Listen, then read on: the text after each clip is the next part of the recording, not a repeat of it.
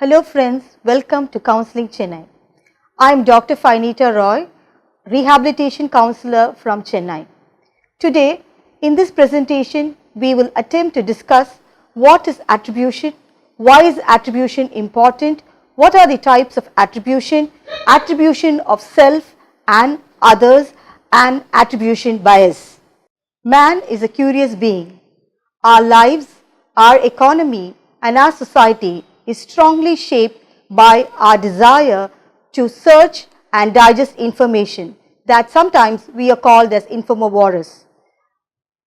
Similarly, as carnivorous, search, hunt and eat meat.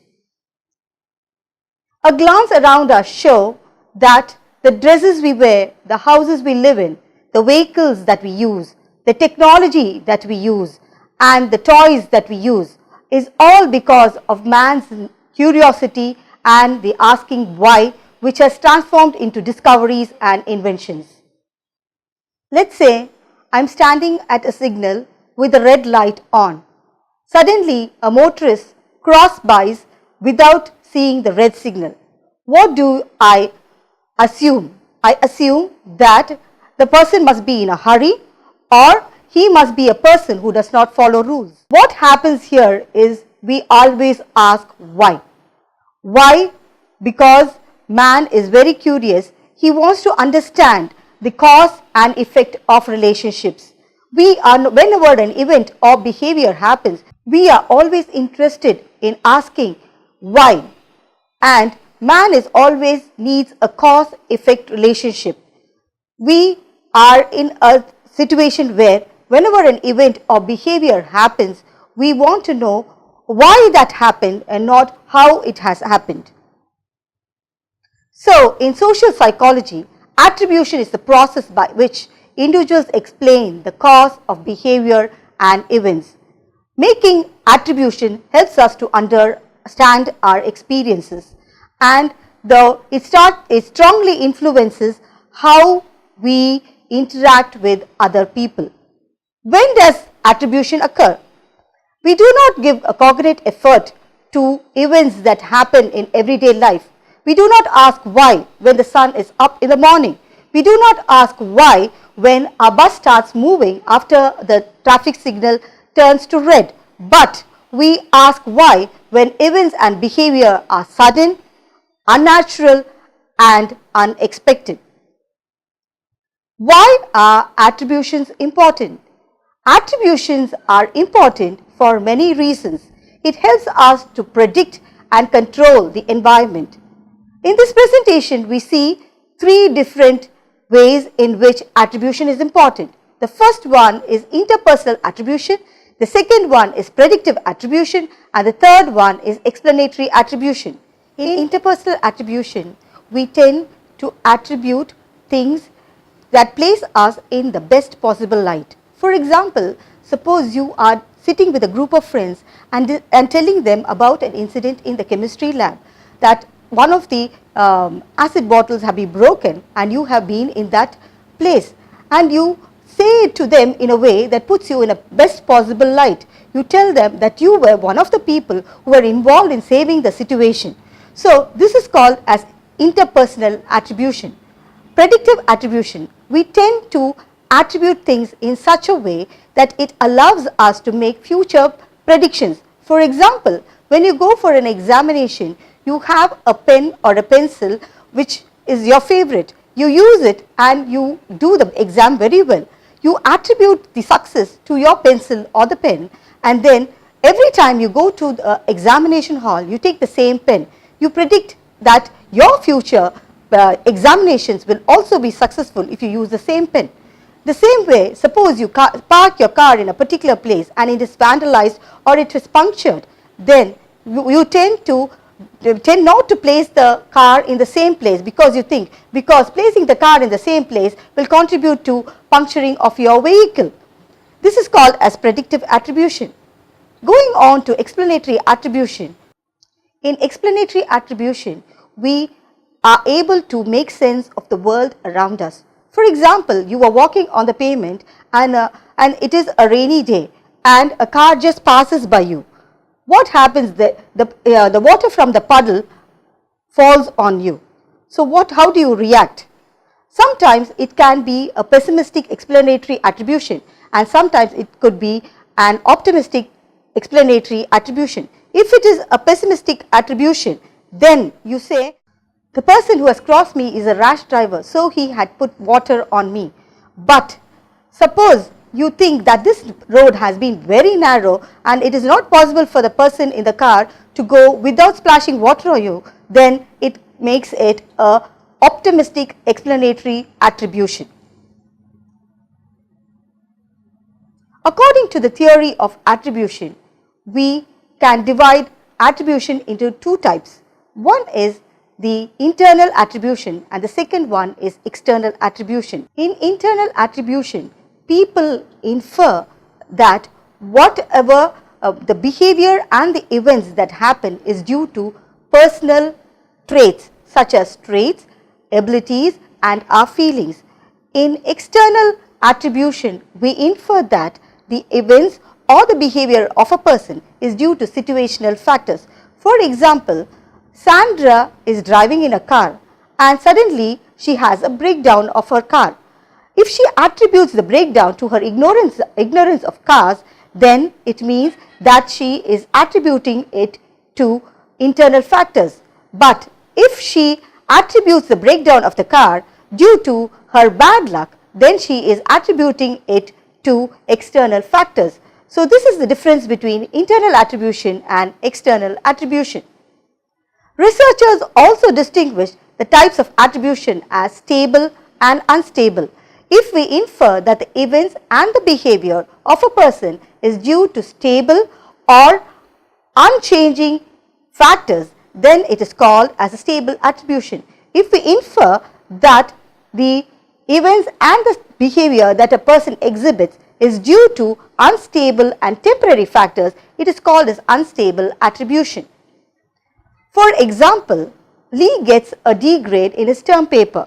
Suppose he attributes his D grade due to his bad luck, then it is called as stable attribution. But if he attributes his D grade in his term paper because he understands that he has not spent much time for preparing for the term paper but has spent most of his time for his basketball practice, then it is called as unstable attribution. Attribution bias. When we make attributions about an event or behavior, then we are guessing the cause of an event or a behavior. Most of the time, these guesses can be wrong. This leads to incorrect attributions. Here we are going to see 4 types of attribution bias: the fundamental bias, the self-serving bias, just world hypothesis and actor-observer bias. Fundamental bias. We tend to attribute the behavior or the event of somebody else to their personal traits.